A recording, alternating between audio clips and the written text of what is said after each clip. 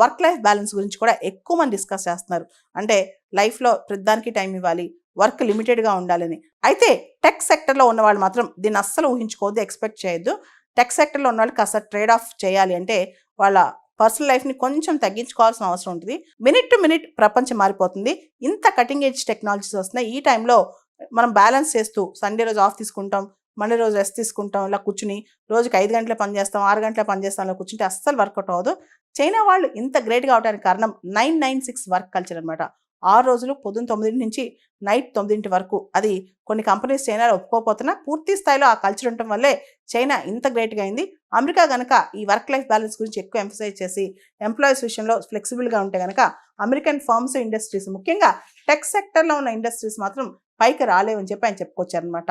ఇంత fast moving sector, ముఖ్యంగా ఈ ఆర్టిఫిషియల్ ఇంటెలిజెన్స్ ఎరాలో కొంచెం స్లో అయినా లీనియంట్గా ఉన్నా దెబ్బతినక తప్పదని చెప్పుకొచ్చారనమాట.